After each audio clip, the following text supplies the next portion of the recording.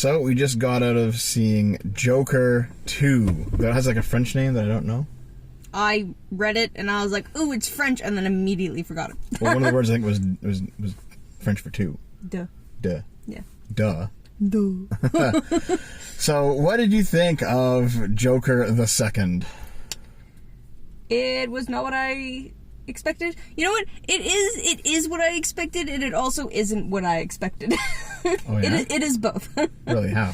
Well, I said on the drive to the movie that I am never excited about movies anymore. That's true. You should say that, yeah. Because they always disappoint me. Mm-hmm. So, I was disappointed, but it was to be expected. Okay. And also, this, like... There's a motorbike going by, guys. The direction the movie went in doesn't surprise me for the type of movies that these have been.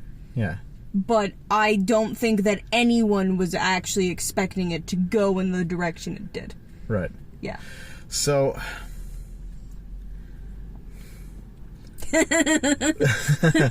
Because okay, hold on. I'm trying to arrange this because I actually think this might be worth doing like a main channel video on at some point. Yeah, maybe. These two movies, because we saw Joker, the first Joker, and the first Joker was a good movie. Joker the One, and the first Joker was a good movie. You know, we both enjoyed it. We both. I think after you said that was really good. Yeah, I really enjoyed it a lot, and I really yeah. enjoyed it too.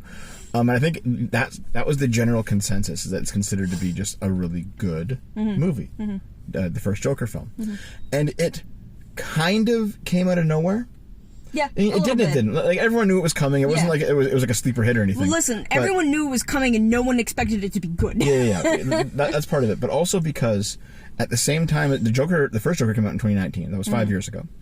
And around that time, they were still trying to get the DC like film universe up and running, which was a total flop beginning to end. Like, no one gave a shit about that because they tried to rush it. You know, that was a whole other topic. Like, they tried to be the MCU too quickly to like jump into the big crossovers and nothing been established. It was a whole fucking failure. like to the MCU's credit, it was just movies. It took like 10 years to get there. It was a really long time. And it was a good 10 years. Yeah. The initial run of it, yeah. But anyway, they rushed the DC universe and it was falling apart, and no one cared about like the Harley Quinn movie. Nobody cared no about one gave a shit about Batman vs Superman. No one cared about any of that shit. And out of nowhere, Joker comes along. Yeah. And Joker, they say straight up, this is not part of the DC universe. This is a standalone film. It's completely different tone, completely different style, completely different actors. It's going to be its own thing. And it was really, really, really good. I recall seeing people say that, like, Joker ruined the DC universe because everyone liked it and not the big, like, slop conglomerate they were trying to build. Because Joker was an actual film with actual things to say, and you know, it had a real story and real characters and real theming, and it wasn't just like, oh, crossovers, multiverses, you know, watch the next film. And Joker was like a done story, the first one.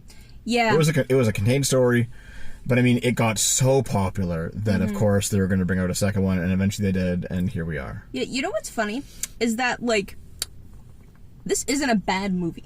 No, it's not. That honestly is the problem that I have with the movie, is that I don't like it, but it wasn't bad. So here's the thing, right? Like, Arch called it like an unmitigated disaster or something, and like I've seen other people say like, this movie's terrible. Oh my god, it's like, no, it's not a terrible movie. This isn't like it's like an it's above. Fuck the movie.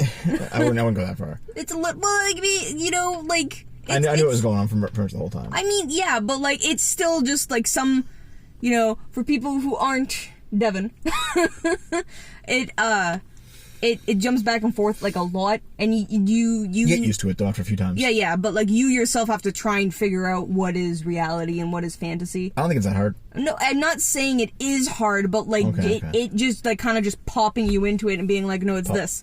Oh no, it's this. Wait, because I thought that all the singing was fantasy, but it wasn't, because the reporters said that they were singing. And I was just like, what?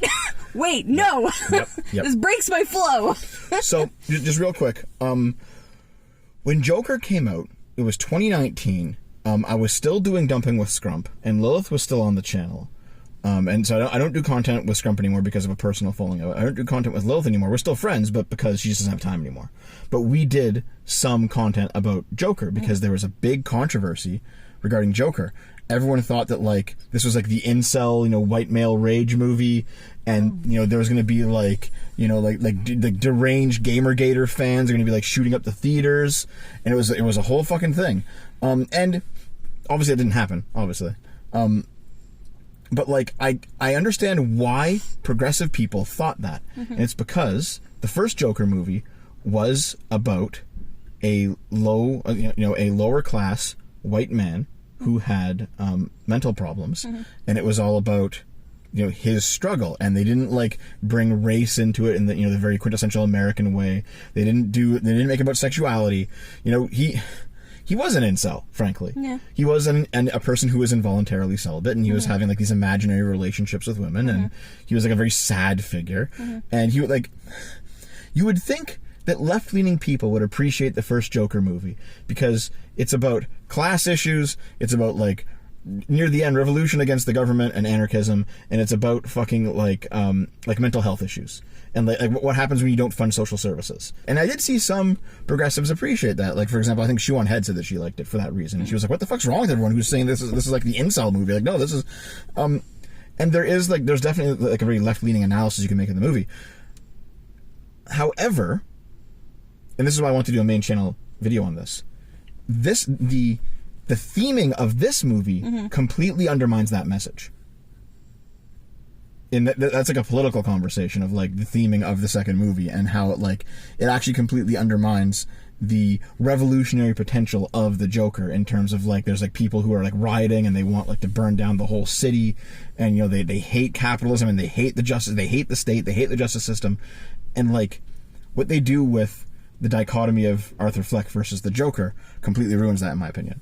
But I mean, we just saw it, so I'm still just formulating this. Maybe when I go on like Metal's channel on Sunday, I'll have more concrete ideas about it. Yeah, I'm not giving it that much thought. Yeah, you're not giving it that much thought. You just like you just watch it. So here's the thing. TLDR. Okay, we'll do a quick recap of the first movie just so we can lead into this one. Yeah, also, I don't remember it that well. We should just watch it again. It was a good movie. Well, we should have watched it before we came. I thought you remembered it. We saw it together. Did you ever check if I remembered it? I figured you just remember things, but then again, you don't. Ever. Yeah. You think after 8 years of dating he would know that, but no. You've been saying that a lot recently. Like, you think after 8 years? Yeah. How many things have I forgotten? Has there been a lot recently, or is this just the new meme? This is just the new meme. I know that look on your face. You're trying to make it into a thing, Naomi. Okay, so listen. The first movie, very quickly, is that there's like Arthur Fleck is this like rent-a-clown kind of guy, and he's like with other rent-a-clowns, and he lives with his mom who's very abusive, physically and sexually, and he lives with and he goes to work and it sucks, and he has this disorder where he laughs uncontrollably, and he's not actually laughing at anything, it just happens. And he has like I remember this movie, he had a card, and the card was like, I am uncontrollably laughing, I can't help it, and the people just like look at him like he's a weirdo. And he like has like counseling, and he gets medication from the government, like the local government, I guess the city government or the state government or something. And then, like, at the same time as all this is happening, there's, like, social breakdown happening in Gotham where there's, like, rioters and there's protesters. It's always happening in Gotham. Yeah, but there's, like, people who are saying, like, there's people who are out there saying stuff like, you know, we need to eat the rich, and, like, they're bleeding us dry, and etc. And, like, they're just, you know, the city's, like, collapsing into, like, social decay. And what ends up happening is Arthur Fleck, like, there's several instances of like him with this girl who has like a daughter or a son down the hall, and like he has like several scenes with her, and they're all imagined in his head, and when he finally does confront her at the end of the movie, she's like, who the fuck are you, dude? Why are you in my apartment? And then like he gets taunted by 3 businessmen on a subway. He ends up just killing them in cold blood, which is like the slow descent of, like, the city starts blowing up because like all the people are like, you know, fuck, someone finally gave it to those fucking capitalist bastards, fuck yeah. And like, you know, there's like more violence, and the cops are being called everywhere, and like it's a fucking shit show happening. And Arthur, he gets his meds cut, and so he's like, and there's this one scene where he's like, what am I supposed to do about my medication? And the woman's just like, go off him, I guess, because we can't afford to give you any more.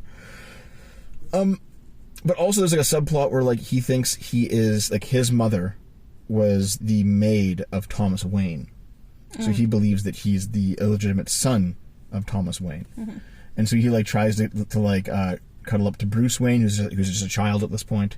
Because this is like a strange timeline, but whatever. Yeah, it's a weird timeline. Yeah, because the Joker's like 30 years older than Bruce Wayne, or like 40 years older. So it's like Bruce Wayne is like, I think he's like 9 or something, and like Joker tries to be like, "Hey, I'm your brother," and Bruce is like, "What? This is fucking." And then like I think he gets like beat up by Alfred or something. Like stay away, stay away from us. Yeah. And then like as things continue to decay in the city. Like he ends up like, I forget exactly how, but when he's off his meds, he becomes the Joker, and he gets into the suit, and he has the makeup. He ends up making it onto, just to skip it, because this is fucking supposed to be about the second movie, not the first. He ends up making it onto a talk show by Robert De Niro's character, where he just goes and he just fucking kills him live on the air, because he's brought on to be like basically just to be mocked and made fun of. Yep. Right. And he says, "You get what you fucking deserve." He like puts the bullet through his head. He starts dancing before the camera's cut out, and then like the cops show up, but then the mob attacks the police and like flips the car, and then like he gets on, like at the very end of the movie, he gets on top of the car, and he's like cheering, and he's like, he starts doing his routine to the crowd of anarchists in the street, and like that's the moment where he's like, "Oh, he finally has his audience," and it's like because he's the leader of this revolution now. I remember you saying at that point when we were watching it together, you were like, "Oh, how sad." You remember that? No. I remember this. I don't remember any of this. I remember this, dude. I remember like the very basic plot points that you were bringing out. I don't fucking remember watching any of it. I recall us watching it together, man. Congratulations. I'm glad you do. You're like, "Oh, this is sad." And then at the end of the movie, he's put away in Arkham. Yeah. And that's the end of the first movie. Yeah. And that's a self-contained story, because there's a backdrop of political upheaval, and the Joker becomes this unwilling symbol of this revolution, and it's only when he goes off his meds that he becomes the Joker. And so like the first movie sets up a pretty nice dichotomy of like Arthur Fleck, who is just a victim of everyone and everything, and the Joker, who is this competent, powerful figure that he wishes he was, that he eventually becomes, and who inspires a revolution. So the second movie, we get to, it's 2 years later, and he's still in Arkham, and he's awaiting trial, and they're trying to figure out if he's insane. He's very fucking obviously insane, guys. Yeah.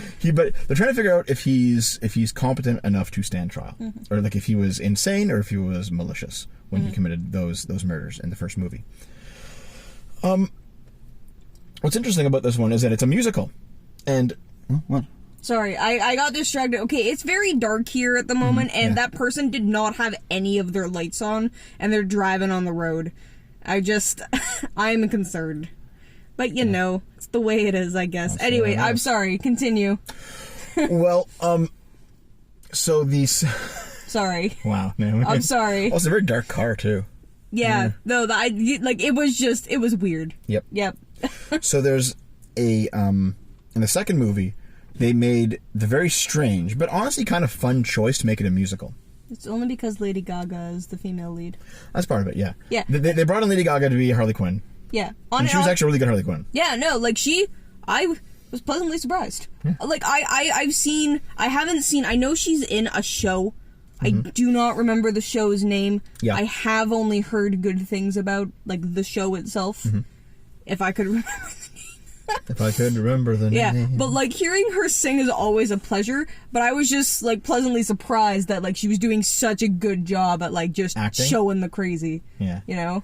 Well, to be fair, that's been her entire career, showing the crazy. That's not true. Didn't she like wear a dress full of meat? Yeah, it was a meat dress. You know what that is? Crazy. Drag. That's great. Well, same thing, really. I also think the reason that it premiered at like some film festival like a month ago at this point is because it's a musical too. Yeah. Like they really play up the musical aspect to it. And I mean, like, you don't expect it to be a musical, but it is. Yeah. And like it's weirdly fitting. It's weirdly fitting. It's weirdly like, fitting. It works. Yep. So a lot of the time, and like so they set it up with the first major song sequence is when I think Arthur is looking at the news about him in Arkham. Yeah, he's looking at Harvey Dent talking about how he should die. Yeah, Harvey Dent is like this. He's like, this man is dangerous, and he knew exactly what he was doing, and he needs to be stopped. Yeah. And Joker's like looking up at it and watching it, and then the musical starts. He starts singing with all the inmates. Then it cuts back to him just like laughing and like smoking, and that's like the first clue of when they sing, that is not actually something happening in the movie. That's happening in Arthur's mind. Yeah. And for most of the singing, that's the case, because there's these big elaborate like musical numbers where like they're on a stage and Joker and Harley are singing together. Those ones are obvious. Yeah. And there's the one where like they're in the courtroom and Joker like kills Harvey Dent and he kills the judge. He shoots a whole bunch of people. Yep. But those aren't real. And they're obviously not real, but the way that they're shot and lighting, you can tell that it's not real. Yeah. But there's a few moments where they actually are and in real life. Biggest one that I thought might not have happened was when Harley set her fucking building on fire. They started singing, and I was like, this isn't real. And then the reporters were like, and you guys were singing? Why were you singing? And I was like, oh shit, it was real. So, I guess very simple plot synopsis. This was like a very not complicated, like plot-wise. Yeah. There wasn't a lot going on. Well, it's because they kept cutting back to musical numbers. Yeah, I know. And here's the thing, like, you know what? I enjoyed them, but there was like a few too many. Yeah. Because you'd have like... one or two too many. You would have like a minute of plot advancement and then like another musical number and like a minute. Like at least in like other musicals, there'd be like significant plot advancements between each song usually. But this one, there was like they really packed the songs into the middle of the movie. Yeah. So there's just like a bunch of them, and it's like, well, okay. I think it might have been better, like, for some of the scenes where if they, like, were having, like, the real, like, some terrible things happening, like, like, just the traumatic things he was going through the movie, and then, like, cut, like, in, like, jarring pieces to the musical, with some of the beatings, beating, he's singing. More beating. He's still singing. He's still singing? Yeah. But, like, it's one of those, like, very obvious, like, he's still singing, he's, like, just in a fantasy land, like, trying to, like, survive. Like, I think a couple of those would have been better instead of just plot advancement and then having the musicals be pretty much totally separate. Yep. I know what you mean. Quick plot synopsis. He's in Arkham. He's awaiting trial. He has a very, like, the guards... Yeah. Okay. The guards, like, just... They tease him. They don't necessarily they don't really beat the shit out of him until later, but you can tell that they have before, and now they're just like teasing him just for fun as part of their job. Like, I mean, they're shitty prison guards. Do you see it in any movie with a prison guard? Yeah, especially because this is set in I think like the early 70s. I have no idea. Well, based on the level of technology and on the fact that they say like this is going to be the first televised trial, like it seems like it's. I know that they made a stylistic choice to make it set in the past in Joker, but they never really said when. Yeah. But as soon as they said in Joker 2, this is going to be the first like live televised trial, that sets it, I think, in the 70s. I think. I have to look it up. I maybe look it up when we get home. But basically, so he's in this asylum. It's Arkham. He has the other inmates don't really like him. The guards don't really like him. However, he on good behavior and also kind of as like an LOL to the guard from the guard towards him, he's allowed to go to a music class that the non-violent offenders are taking. Yeah, because in this universe, Arkham has like multiple wings. One for like the truly like violently the Arkham insane, games too. And then the other for the not violently insane. Like it's just a regular like group home. Yeah, and that's where Harley is. Yeah, and so they meet up. And she basically says, like, I've idolized you ever since you fucking killed that guy on TV. It was fucking awesome, dude. Okay, I actually have to ask you a question. What in the world is a TV movie? I do not... Yeah, I have no idea. Are you fucking kidding? No, they kept saying TV movie. I date a Zoomer, guys. I was racking my brain. So, I'm like, I don't understand. I date a Zoomer. So a TV movie basically fell out of prominence in like the late 90s. But basically, it was... a movie made for TV. What does that mean? So they make a movie with a lower budget without the intention of it ever coming out into theaters. It goes directly to TV. Okay. So that's like, all TV now? I guess, kind of. It's streaming. It's all movies. So like back in the 70s and 80s and 90s, you'd have like your big blockbusters that go into the theaters and they eventually come out on VHS or DVD. And then you had your TV movies, and the TV movies were like cheaper, shittier movies that like a single station would like buy the rights or like fund. So it'd be like a lower quality thing, and they were kind of considered like a lesser form of the art form. And then like they might eventually get like a DVD release or get like licensed out to other stations eventually, but like it was made for TV. So it's not like a direct to disc. It's just direct to TV. Yeah, it's like it's made and then it's on TV. A made for TV movie. Yes. Okay. Alrighty. Because, like, I was just like, do they mean direct-to-disc? Is this just an old, outdated term I'm not understanding? The answer is yes. To be fair, direct-to-disc has had the same connotations in the 2000s. Yeah, it's the same, but, like, it's not to disc, it's to TV. To TV. Which, makes sense. Yeah. Anyway, it's relevant because they made a TV movie about him. About Joker. But yeah, so like the 2 years that Joker's been in Arkham, he's apparently blown up in popularity. Everyone talks about him. There's still rioters and revolutionaries who idolize him. There's a TV movie made on him. Like there's just everyone loves the Joker. Yeah. Okay. And Harley is like, dude, I've idolized you ever since you fucking shot that guy on TV. It was fucking amazing, dude. Yep. Like she clearly has the hots for him. Like it's very obvious from the beginning. Yes. And then I'm trying to like pick out the musical numbers in between the scenes because they kind of like make it hard to figure out exactly what happened. I mean, I can summarize it if you want. Well, no, because he meets with his attorney, and his attorney is like, listen, we're gonna try. Like, you're gonna go to trial.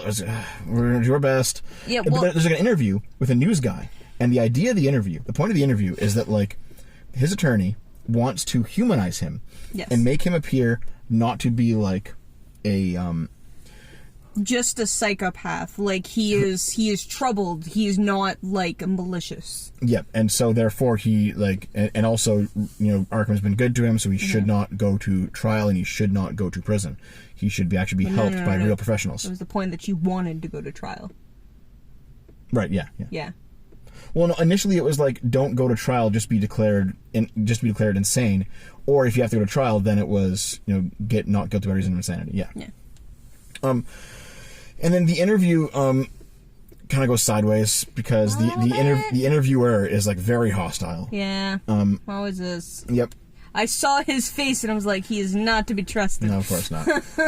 And I mean that was kind of expected, frankly. Like, oh yeah, of course, yeah. Like that scene goes exactly as you thought it would. Nothing in Arthur's life goes right. Yep. So that was very expected. And then at some point, Harley, they're like watching a movie in all the prisoners are watching a movie together in the good wing. And Harley decides to go to the back of the room to have a cigarette, and then she just lights the desk on fire. It's a piano. Oh, it's a piano, right? Yeah. So she lights the piano on fire, and then just kind of walks back up, and no one notices because it's in the back, and also like the room's dark, and like yeah. So, and I mean the light of the movie in the dark room masks the fact that there's a growing light in the back. Mm-hmm. And then eventually, as soon as everyone notices that it's on fire, it's like, oh shit, the fucking whole piano's on fire and the wall's on fire and like the whole fucking place. Yeah, is it spread really fast. Yep. And so everyone starts running out, and there's a stampede of the prisoners, and like the fucking guards and the nurses can't keep order, and so Harley, what's that? What was that? I don't know why it keeps moving. I swear to God, I'm not touching it. It's the step thing. Step thing, yeah. Yeah. And in the chaos, Harley and Joker slip away, and they're like running through like the courtyard of Arkham, and like they're playing it out like they're gonna escape, but they're not gonna escape. They're not gonna escape. No. And like they start dancing as like they're like firefighters arrive and the cops are there, but also there's a shit ton of media outside Arkham trying to talk to the Joker. Like if he comes out, you guys gotta ask him a question. And so like they run over to the gate and like they jump on it. And like everyone's getting like putting their microphones up and getting shots, and like they're singing, and then this is the singing that actually happened. Yes, this is the one that actually happened. Yep. And then like the guards like yank him down, And then Arthur goes into solitary confinement for 2 weeks. Oof. Yep.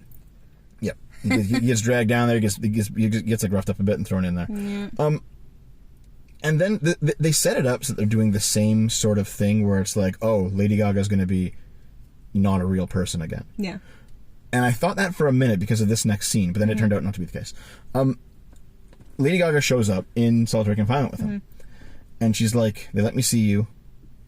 We don't have a lot of time. Yeah. Let's fuck. She's like, they let me see you, and I'm getting released because they think that you're a bad influence on me, which made no fucking sense. Well, I mean, it's because it was label figure, yeah. And she's like, okay, I'll be on the outside and I'll help you with your trial, and then they have sex. And by the way, he fucks her. Don't spoil the scene. No, go watch it. Go watch it. Okay. Now that you've hopefully turned the movie off, you want to see it for yourself. He fucks her for like 10 seconds and comes. Yeah, well, that's probably because he was like he's never had sex before? Well, no, because that's the thing. Like, that's the weird part. Like, I thought that as soon as the scene happened, but then later I was like, wasn't he sexually abused by his mother? So, like, technically he's not a virgin. Hold on. Naomi, wait. Do you think being sexually abused means... I mean... No. I'm just... Okay. Are you a virgin? No, I've been raped. It's like, okay, dude. I mean, I get it, but wow. No, like I was gonna say, like, if you're being sexually abused, like, if you've never had sex at all, like, ever, and only touched yourself, it would make sense if you have, like, zero stamina, you know? But if you, like, if you're being sexually abused, then, like, I guess it depends. No, I understand, yeah. It was just, like, it was one of those scenes where, like... Stop. See, I thought that was going to be the scene where it's like, she's not real because there's no fucking way she'd be let in. But then I'm like, okay, if he's hallucinating, why would he hallucinate himself as someone who, like, is not, like, the sexual Giga Chad? Like, why would he instantly come? And he did instantly come. Yeah. It was, he looked down, like, he's like pulling his dick out, and she's like pulling his dick out, and then he looks down and he's like, can you do it? And she just goes, okay. And then she, like, puts it inside of her, and then he thrusts like 5 times, and he's like, I'm done. Well, no. I'm pretty sure and she's just like, okay. That she seemed fine with it. She's like, yeah. Okay, yeah. He didn't say, can you do it? He said, can you feel it? Because he was trying and struggling, because it's weird, because it seems like a scene where he's like a virgin, so I don't understand exactly what sexual abuse was happening. You know, yeah, it doesn't because they didn't actually mention it. It doesn't actually matter that much. It just confused me, and I need to know. See, here's the thing: like this scene really reminded me of like Incel's first actual sexual experience, which was like a fucking embarrassing nightmare. You know what I mean? Well, everyone's first sexual experience is usually an embarrassing nightmare. Yeah, for the most part. Usually. and like Harley Quinn just didn't seem to care. Like, she just seemed to be like fucking insane, just like him. And she's like, yeah, dude, I love getting like 10 pump chumped. Yep. 5 pump chumped. Yeah, whatever. It's so fucking funny, dude. It's like, wow, really? So he goes to trial. And of course, there's like protesters outside the trial. There's guys in Joker masks, and everywhere. There's like, you know, fuck Gotham, fuck the police, you know, all the usual anarchist shit. There's like a guy there with like a noose, and he's like, we're gonna fucking hang the rich, we're gonna hang the judge, like just. And you know, the cops have to like beat the crowd back to bring Joker in because the entire crowd cheers whenever he comes out. Yep. And so there's a trial. And Harvey Dent is the prosecuting attorney because Harvey Dent is the DA. And yeah, but just also why this is a weird timeline, because Harvey Dent and Bruce Wayne are supposed to be friends. Yeah, but Bruce Wayne is still like, what, 9, 10, 11 now? He would have been 11 at this point. Harvey Dent is like... He's in his like early 20s. He's like a young man. Yeah, he's in his like early 20s. Yeah, but they were supposed to be around the same age. Yeah, well, like, they're not this time. It's a weird timeline. Yeah, but anyway. But Harvey Dent is like, you know, the young up-and-coming DA. He wants to take out this Joker guy. And so they're on trial. And honestly, the trial scenes for the first 2 days are just the same as any other trial drama movie that you've seen, right? Which I don't mind. Yeah, I don't mind that either. You know, they call witnesses, and some of them are from the previous movie, so they interrogate them, and it's like, okay, well, you know, what happened with this? What happened with this? And like the cross happens where like his defense lawyer shows up, and it's like, well, you did notice that like when you saw him in the first movie, he was radically different, right? And the person's like, yeah, I guess so. And because she's trying to make a case that he has multiple personality disorder. that... Which I don't quite think he has. I mean, it's more like he becomes the Joker when he's off his medication. It's not something that's like multiple personalities where like they come in and out like on their own.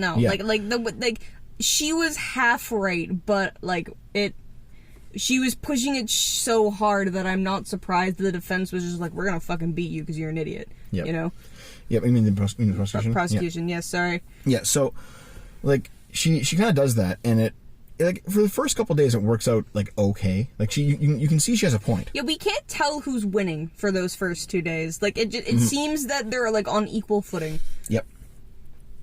But then by the end of the second day, he decides. Arthur decides to fire his fire the lawyer. Fire the lawyer. His lawyer. His lawyer. Who was actually quite nice. Yeah. A little condescending, but nice. Oh, and also Harley Quinn's like in the audience too, and like every day of the trial, she gets like more. First of all, she moves up from the back closer to the front of the gallery, sorry, and also she gets like more and more like dressed up and made up and like extravagant. It's like she's like a fucking bum at the start, and then she becomes like full on Harley Quinn in the final day. Yeah. But yeah, so basically like at the end of day 2, Arthur's like, "Fuck you. I'm representing myself." And everyone's like, this is fucking insane, dude. Like, you can't fucking do this. And he's like, I'm fucking representing myself. I have the right. And also, every time he goes back to Arkham for the night, more of the prisoners are, like, on his side. They're, like, cheering and they're chanting and they're starting fights. They're causing a ruckus. There's, like, more and more unrest in Arkham. Like, basically, everyone around Arthur becomes more and more unruly as he like goes through the city and back, and like when he goes around, like everyone's just like, we're ready to fucking revolt, dude, like let's go, and he's just like, okay. He's kind of standing there. So day 3 he comes back to the trial, and he's like dressed as the Joker, makeup, suit, all of it, and he's in character as the Joker, and he like does like a cross-examination of a witness as the Joker, and it's the most ridiculous fucking shit. Cringe. Oh yeah, it's full cringe. Almost fucking killed me. I swear to God. Yeah. Oh my God, I haven't felt that hard of secondhand embarrassment in a long time. But the funny thing is like if you wanted to prove that the man's insane, he did it there. Yeah, that's the thing. He's clearly insane. Like that's really funny. Like if he if he hadn't fired his lawyer, him doing that probably would have fucking won them the case. Well, I think that was the intention, is that like he would be Arthur Fleck for the first half. That was at least Harley Quinn's plan, and it kind of like shared it with him. He would be Harley Quinn for the first half of the trial, and then he would be Joker for the second half after he fired her, and then he would show. What? Stop. What? Yeah. You said Harley Quinn for the first half. Oh, sorry. It would be Arthur Fleck for the first sorry. half. And then Joker for the second half. I think like they hinted at it. They didn't really quite say it, but they hinted at it. That like Harley Quinn had this plan of like, okay, listen, you're going to be Arthur Fleck, and then you're going to be the Joker. And you're going to show them that these are two different people. And that's how you're going to get out of this situation. Which is why she was so confident. It's like, listen, you're going to get out, and then we're going to go and burn the fucking city down. It's going to be awesome. Yeah, it feels weird because she was pushing him to fire his lawyer anyway, and I'm just kind of like, I don't know. That's part of the plan. No, how would that have worked? Because he fires the lawyer. The lawyer. Yes. He then becomes the Joker, and as the Joker in court, he proves to everyone that he actually does have two personalities. And it worked. It worked up until the closing statements, where Arthur came out in full Joker costume and then sat down in front of the jury and said, "I've been faking it this whole time. There is no Joker. It's just me, Arthur Fleck." Which I mean was true, in a way. It was true, but here's the thing: like, this is why I think it undermines the situation in the first movie, right? Because the Joker is like in the first movie, they make it very clear that he becomes the Joker when he's off his meds, and also that politically speaking, the Joker is the avatar of this impending revolution that's going to destroy the city. And when in this movie, when he says there was never any Joker, I was just faking it the whole time. That like it kind of makes the first movie's like core themes and values just like meaningless. I mean, like it undermines the first movie in a very drastic way, because the first movie was supposed to be about this one guy inhabiting with these two personalities. They're not like split personalities, but he is someone very different when he's Joker than when he's not. I'm not saying that he's not, but... And I think it kind of undermines it to say that, like, yeah, that guy never existed. I was just faking it the whole time. I was just acting, and, yep, it's just Arthur Fleck. That's it. And, by the way, as soon as he says that, his support starts to fall away. Like, Harley just walks out of the courtroom. right? Yeah, well, the lawyer also said that was going to happen. Yeah. The other, like, revolutionaries who were in there being like, yeah, dude, like, they walk out of the courtroom, right? Because they pinned all their hopes on him, you know, on Joker. On Joker igniting the powder keg in the city. And as soon as he said, I'm not going to do that. Yeah. And it's like, well, whatever. So, and then, like, Harley won't return his calls, and she's like, she's very clearly just, like, given up. Like, she's like, well, he was not the revolutionary we thought they were. And then, during the sentencing, he starts getting read out his guilty verdicts. And then a fucking bomb goes off, destroying half of the courtroom. Yep. Looks like the judge is dead, and a bunch of people in the gallery are dead. I didn't think the judge was dead. I think he was is. Sitting back in his chair. He was, like, slumped over, man. The judge is dead. I'm pretty sure the judge is dead. Disagree. It was a big bomb. Like, it took out, like, the whole fucking courtroom. And, like, Arthur gets up and he's, like, hobbling, and he's very seriously wounded. And you see Harvey Dent. This is like a nod to the fans. You see Harvey Dent, like, lying there, and, like, half his face is burnt off. And I'm like, yep, okay, got it. Yep. Like, who knows if there's gonna be like a Joker 3 where they do something with him, but it was a nod to the fans, right? And so, like, Joker, like, stumbles out the hole in the side of the building, and there's, like, just chaos. And then, like, a group of, like, guys wearing Joker costumes pick him up. And, like, we're gonna escape, dude. And, like, these are clearly just, like, some, like, dumb radicalized kids who, like, went too far. They throw him in their car, they drive away, and, like, we're gonna burn the city down, it's gonna be awesome, yeah. And, like, this is when you realize that, yeah, he actually was never the Joker, because he doesn't want to do this. And he, like, stumbles out, he, like, runs away. And he's like, come back, man, we love you, Joker, no, like, you can't leave us, you know? And it's like, you know, he walks away from the revolution that came around him. And then, like, I think, like, the last scene with Harley, they go back to the Joker steps. They're actually marked on Google Maps as the Joker steps, the place in New York. They go back to the Joker steps, and Harley's there. And then Harley is just like, yeah, so I love Joker, and you said Joker doesn't exist, so we're done.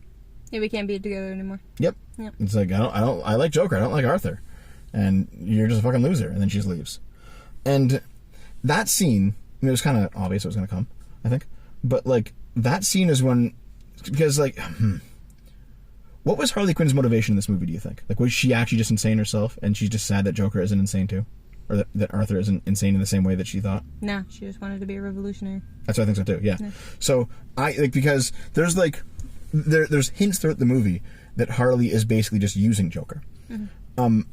Because she knows that everyone is following him, whether he wants it or not, for this revolution. And she, like, the fact that this is just, okay, this is now me dipping into, like, my own personal experience and, like, terminally online bullshit, but, like, when they said that, like, you know, that, like, Harley Quinn, like, went to, like, university and got, like, a doctorate in psychology, and she's, like, active in, like, she comes from, like, a rich family, and she's active in these, and, like, dude, that just sounds like a fucking ivory tower rich, like an ivory tower rich kid, trust fund baby, who is, like, nonetheless a left-wing socialist revolutionary, like Hassan Piker or something, right?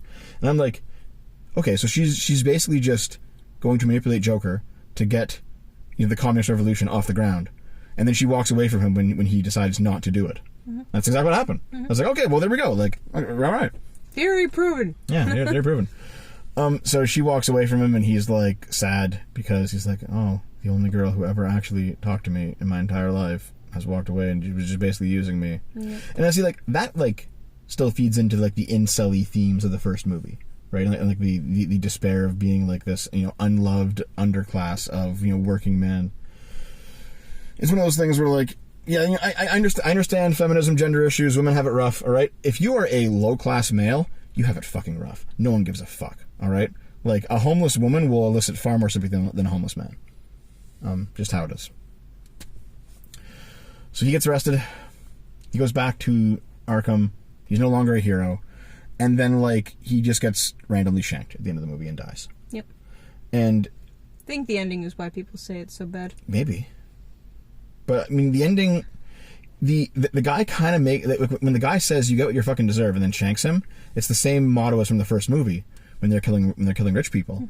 So I think he was somebody who, like, just viewed him as, like, a betrayer of the revolution. Yeah. It's like, you were supposed to fucking save all of us, so I'm going to stab you now. And he dies. And that's, I mean, they can always bring him back. They can be like, oh, he survived movie 3.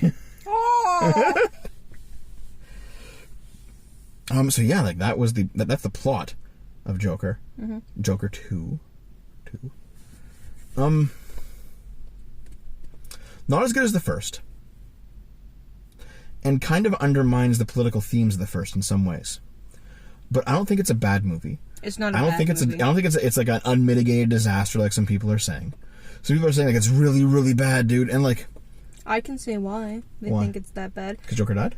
Well, yeah, because this... Okay, so I know, at least for me personally, when I watched the first movie, it was cool to see the past of the Joker, like how Joker came to be Joker, and that's what the first movie was about. And like we haven't, like, at least me personally, to my knowledge, the comics don't really go into it that too much about like what goes on, or there's like, or he's said so many different things that nobody really knows what's true. Yeah. That's so like common, yeah. This was gonna be like a more like a dramatized, like this dramatized. Dramatized, yes, thank you. Like probably the truth of what actually happened, you know, because it's a more serious movie. And then in the second one, he just dies. It's the end. It's not like the rise of Joker, or like it feels like this is what would really happen in real life to Joker if he was real. Yeah, that's what the two movies together feel like, and I think that's what most fans did not want. To be fair, like, do you recall that when The Dark Knight Rises came out, there was a Joker shooter?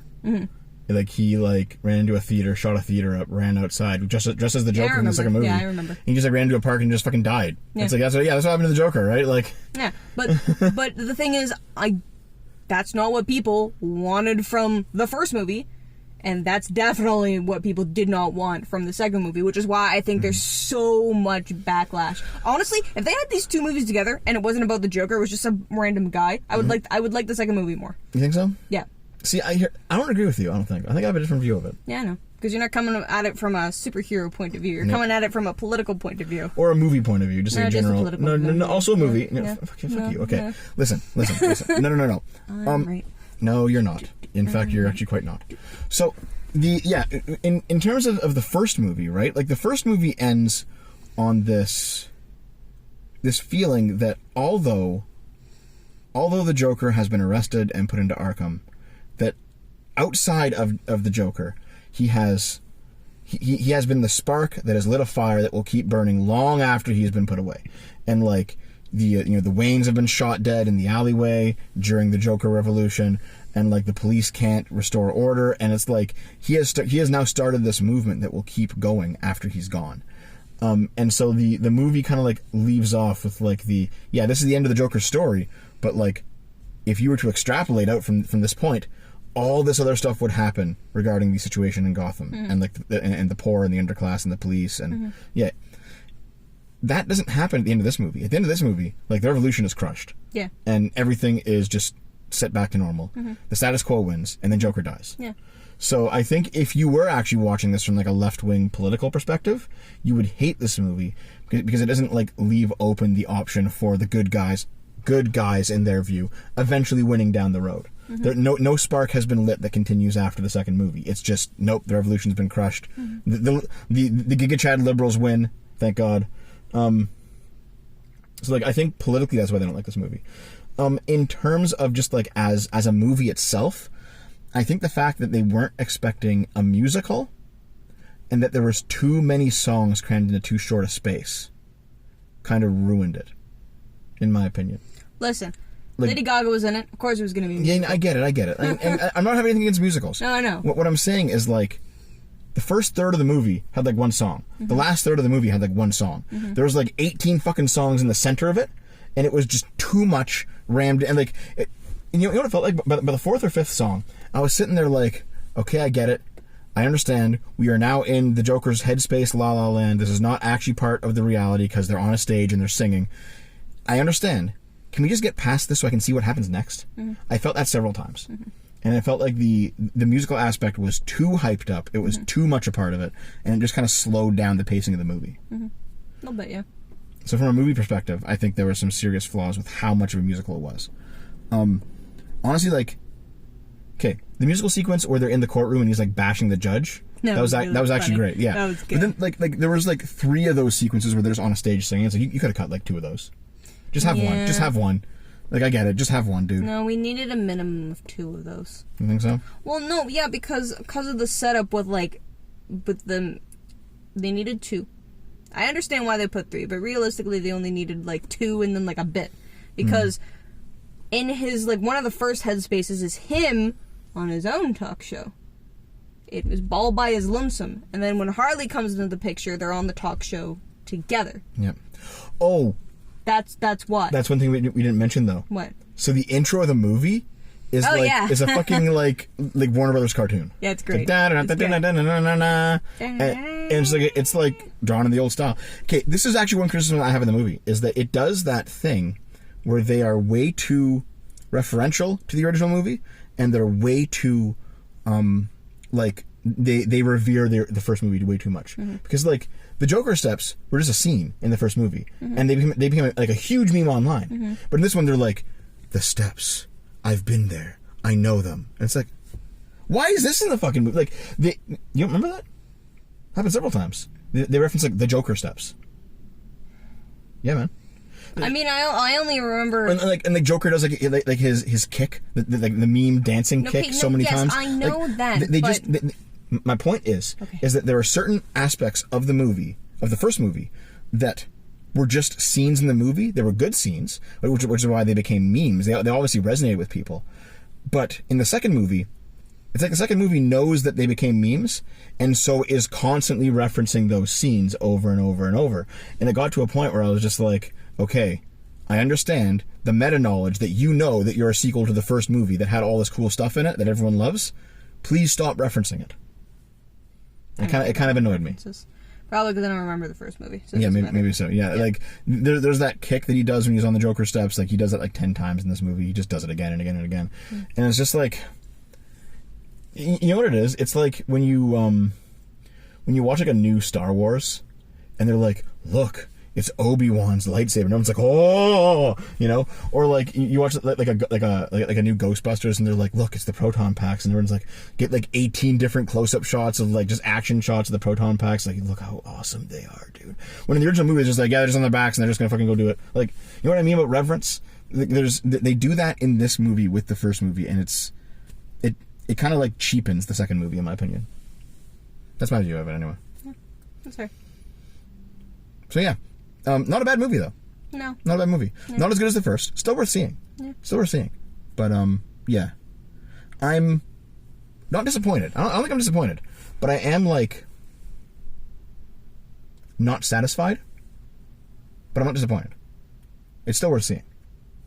It's like, what's a good example of, like, a sequel that is not terrible and not amazing? Just like, okay, I mean, some people reference Blade 2. Because I watched Blade 2 first, so it's my favorite of the trilogy. God, damn, so I watched it before I watched 1. Nice. So 2 is my favorite. No, it has its positives, it has its flaws. It is a good movie, not a great movie. It's worth seeing. Everyone who's shitting on it like really hard right now, I think they're going a bit overboard. Yeah. But I mean, it's still not as good as the first one, so I understand. But it's okay. It's okay. I still think my main point, my comment of if it was not specifically about the Joker, it would be better. That. Yeah, that's all. That's it. Like sounds good. Fair enough. I would have liked it slightly more. And, like, it feels like it would have personally, to me, made more sense for the second movie to just be, like, I would have been satisfied feeling unsatisfied with the movie, because it kind of, like, that was the point. Is like, you're supposed to, like, it fucking ends. And that's just it, and nothing's satisfying about it, everything's fucking broken, and then he just fucking dies on the floor. Yeah, there's like a bleak nihilism in that I can kind of enjoy. Yeah, but the thing, it's just the fact that it was about this character that's supposed to continue existing. So I'm just like... Not in this continuity, he doesn't. Well, then that's too many continuities. Yeah, well, still better than the DC fucking universe. It's better than any universe at this point. Yeah, I guess. Let's be real. Anyway, that's our movie. What's the series called again? Midnight Movies. I forget the name of my own stuff. Wow, Dev. That was our Midnight Movies video on the Joker. And Joker, I can't Joker 2. remember stuff. Yes. See, Joker 2. He's forgotten.